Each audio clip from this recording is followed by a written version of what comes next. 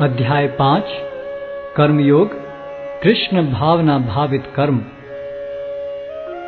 अर्जुन ने कहा, हे कृष्ण, पहले आप मुझसे कर्म त्यागने के लिए कहते हैं और फिर भक्ति पूर्वक कर्म करने का आदेश देते हैं। क्या आप अब कृपा करके निश्चित रूप से मुझे बताएंगे कि इन दोनों में से कौन अधिक लाभप्रद है?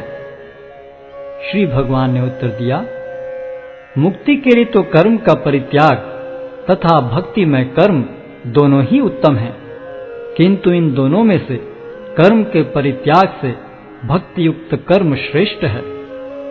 जो पुरुष न तो कर्म फलों से घृणा करता है और न कर्म फल की इच्छा करता है, वह नित्य सन्यासी जाना जाता है। हे महाबाहु अर्जुन, ऐसा मनुष्य समस्त द्वंद्वों से रहित होकर बहुबंधन को पार कर पूर्णतया मुक्त हो जाता है। अज्ञानी ही भक्ति को भौतिक जगत के विश्लेषणात्मक अध्ययन से भिन्न कहते हैं। जो वस्तुतः ज्ञानी हैं वे कहते हैं कि जो इनमें से किसी एक मार्ग का भली भांति अनुसरण करता है वह दोनों के फल प्राप्त कर लेता है।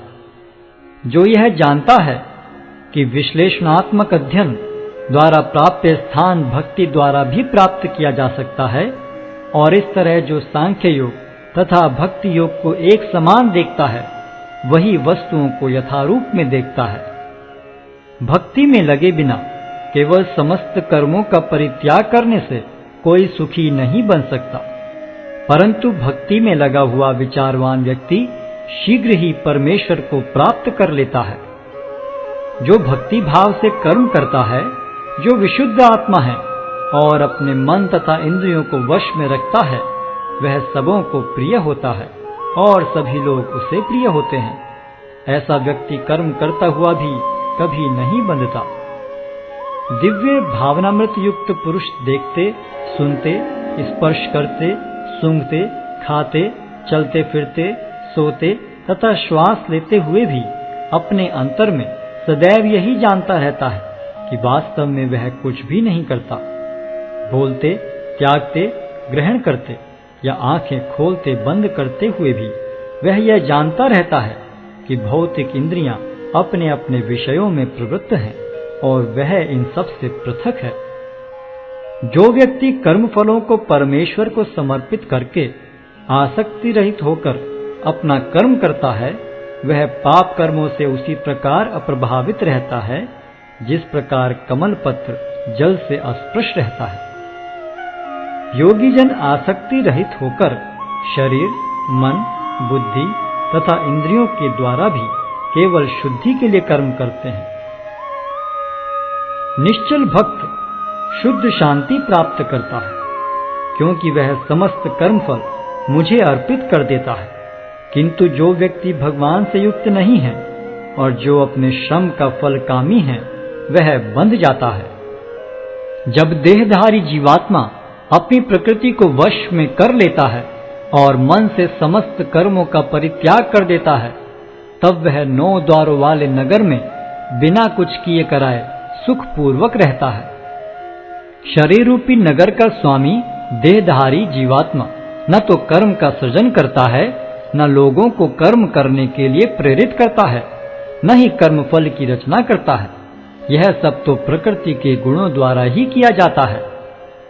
परमेश्वर न तो किसी के पापों को ग्रहण करता है न पुण्यों को, किंतु सारे देहधारी जीव उस अज्ञान के कारण मोहग्रस्त रहते हैं जो उनके वास्तविक ज्ञान को आच्छादित किए रहता है।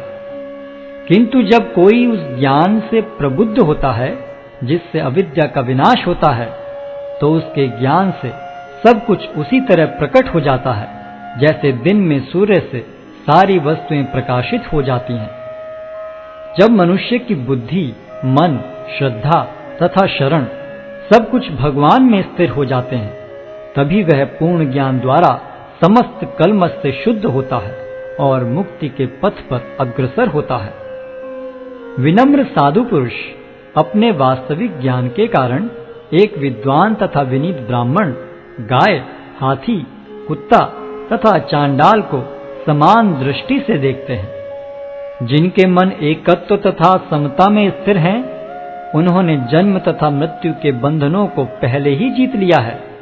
वे ब्रह्म के समान निर्दोष हैं और सदा ब्रह्म में ही स्थित रहते हैं।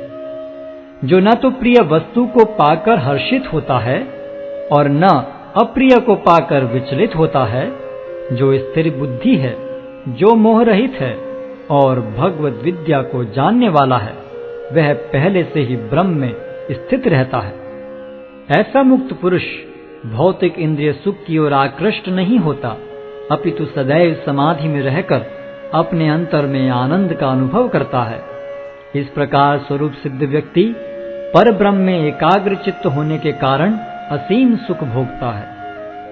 बुद्धिमान मनुष्य दुख के कारणों में भाग नहीं लेता, जो कि भौतिक इंद्रियों के संसर्ग से उत्पन्न होते हैं।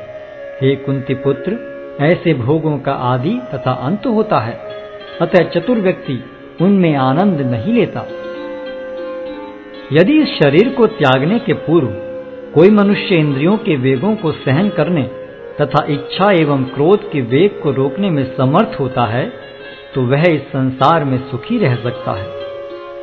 जो अंतःकरण में सुख का अनुभव करता है, जो कर्मठ है और अंतःकरण में ही रमण करता है तथा जिसका लक्ष्य अंतर्मुखी होता है, वह सचमुच पूर्ण योगी है।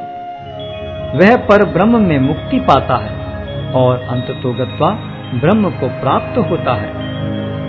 जो लोग संशय से उत्पन्न होने वाले द्वेष से परे हैं, जिनके मन आत्म साक्षात्कार में रत हैं, जो समस्त जीवों के कल्याण कार्य करने में सदैव व्यस्त रहते हैं और जो समस्त पापों से रहित हैं, वे ब्रह्म निर्वाण को प्राप्त होते हैं।